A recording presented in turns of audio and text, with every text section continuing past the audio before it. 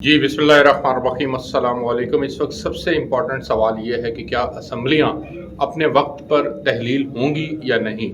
इंतखाबात के लिए कौन कौन से ऑप्शंस इस वक्त मौजूद हैं, क्या इंतखाबात भी अपने वक्त पर हो पाएंगे या नहीं हो पाएंगे। ये इत्तफाक राय पैदा करने की बहुत ज़्यादा कोशिश की गई, लेकिन ये इत्तफाक राय अब तक खुलकर सामने नहीं आ सका। इस पर इत्तफाक राय कायम करने के लिए वज़ीर आज़म पाकिस्तान भी मौजूद थे लंदन के अंदर। वहाँ से फिर नवाज शरीफ साहब दुबई आए। दुबई में आसिफ अली जरदारी और बिलावल भुट्टो की मौजूदगी में भी मुलाकातें हुई, लेकिन फिर इसके बाद हमने देखने को मिला कि मौलाना फजलुर रहमान ने भी अपने तहफ़्फ़ुज़ात का इज़हार किया।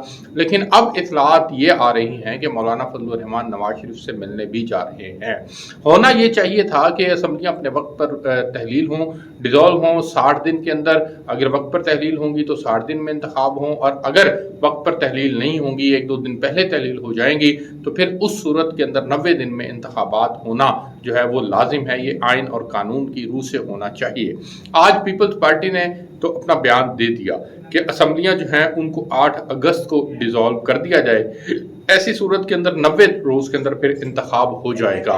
लेकिन अगर 8 अगस्त को असम्बलियाँ डिज़ोल्व नहीं होती और ये अपना वक्त पूरा करके 13 अगस्त रात 12 बजे तक चलती हैं, तो फिर उस सूरत के अंदर 60 रोज़ के अंदर इंतखाब होगा। लेकिन इस सारी सूरत हाल से एक बात खुलकर सामने आ चुकी है कि अब ये तमाम स्टेक होल्डर्स ये समझते हैं कि इंतखाबात को हो जाना चाहिए। इमरान खान को वो अपने लिए मसला नहीं समझ रहे। इमरान खान उनके लिए मुसीबत नहीं है, परेशानी का सबब नहीं है। उनको मैनेज करना उनके लिए सबसे बड़ा मसला था, और आर्मी और इस्टेब्लिशमेंट और इमरान खान की आपस की लड़ाई ने इनके लिए रास्ता हमवार कर दिया है। और अब इमरान खान इनके रास्ते में कांटे की सूरत में मौजूद नहीं रहेंगे, बल्कि अब इनके लिए रास्ता जो है वो साफ हो चुका है। ये समझते हैं कि इंतखाबात को जो है वो जीतना इस वक्त इनके लिए आसान है, ना कि उस वक्त इनके लिए इतना आसान होता जब इमरान खान अपनी पूरी पीक के साथ मौजूद थे। इस वक्त जो है वो सूरत हाल इनके कंट्रोल में इनको लगता है कि हो चुकी है, जबकि इमरान खान अपने तौर पर कॉन्फिडेंट हैं। उनको ये लगता है कि हालात जो है वो उनके हक में जो है वो उसी मोल्ड हो जाएंगे, तब्दील हो जाएंगे, जब अवाम की इतनी बड़ी तादाद उनकी जमात को वोट करेगी। अब यहाँ पर दूसरा सवाल ये जन्म लेता है कि फिर क्या इमरान खान इंतखाबात के लिए उनकी जमात मैदान में उतरेगी या फिर उनकी जमात के ऊपर पाबंदी लग जाएगी। इस वक्त की जो सूरत हाल है जो हमें नज़र और समझ में आ रही है कि इमरान खान की जमात तो मैदान में होगी, लेकिन उनके उम्मीदवार, उनकी वो टॉप लीडरशिप, उनके वो तमाम लोग जो पार्टी को चलाया करते थे, शायद वो मैदान में ना हो। जब वो मैदान में नहीं होंगे तो यकीनन फिर पार्टी के लिए जीतना उस तरह से मुमकिन नहीं हो पाएगा। अकेले इमरान खान जो है वो मैटर नहीं करते, यहाँ पर बहुत कुछ और भी मैटर करता है। 2, 4, 6, 8, 10 और भी फैक्टर्स हैं जिनको किसी सूरत निगलेक्ट नहीं किया जा सकता, जिसके अंदर आपकी बात बरादरी की बुनियाद पर भी सुनी जाती है, उस बुनियाद पर भी वोट डाला जाता है, मसलक की बुनियाद पर भी वोट डाला जाता है, वोट आपके कामों की बुनियाद पर भी किया जाता है कि किसने कितना काम करवाया है। अकेली महंगाई मैटर नहीं करती, और अकेला अच्छा कैंडिडेट होना भी मैटर नहीं करता, और अकेला एक लीडर के पीछे चलना भी मैटर नहीं करता। बहुत से फैक्टर्स हैं जो जनरल इलेक्शंस के अंदर काउंट होंगे, और फिर जनरल इलेक्शंस उसके बुनियाद के ऊपर जो है वो होगा।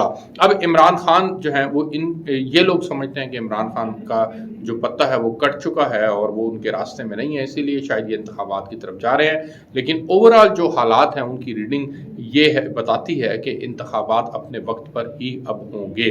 अक्टूबर नवंबर का नवाज शरीफ साहब ने भी इंदिया दे दिया, उन्होंने भी अपनी पार्टी को इलेक्शन की तैयारी का कह दिया है। पीपल्स पार्टी भी इलेक्शन के लिए तैयार नज़र आती है और वो इलेक्शन मूड में जाती नज़र आ रही है।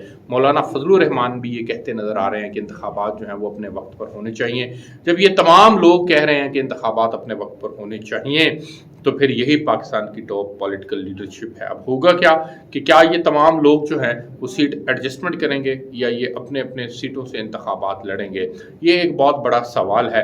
इस सवाल का जवाब भी आइंदा आने वाले दिनों के अंदर जो है वो मालूम हो जाएगा। लेकिन मैं ये समझता हूँ, जो एक पॉलिटिकल साइंस का स्टूडेंट होने के नाते मुझे ये समझ में आ रहा है कि इनको चाहिए कि ये ना तो सीट एडजस्टमेंट करें اور نہ ہی یہ لوگ ایک دوسرے کے لیے جو ہے وہ ایک دوسرے کے امیدواروں کے لیے جو ہے وہ حمایت کا اعلان کریں، بلکہ یہ پورے جوش کے ساتھ، پورے آب و تاب کے ساتھ ہر جماعت اپنا امیدوار کھڑا کرے اور یہ مخالفت کے اندر ایک دوسرے کی انتخاب کو لڑیں، گو کہ ان کا منشور جو ہے وہ اپنا اپنا ہوگا، ان کا انتخابی نعرہ اپنا اپنا ہوگا، لیکن یہ چیز جو ہے وہ میٹر کرے گی آئندہ کے انتخابی ڈھانچے کو پرامن اور شفاف بنانے کے اندر، ورنہ پھر اس کو بندر بانٹ سمجھا جائے گا، اور پھر جب یہ بندر بانٹ سمجھی جائے گا تو پھر یقیناً جو ہے وہ عمران خان کے لیے عوام کے دل میں سمپتی ضرور جاگے گی۔ تو اس نقطے کے اوپر بھی غور کرنے کی بہت زیادہ ضرورت ہے۔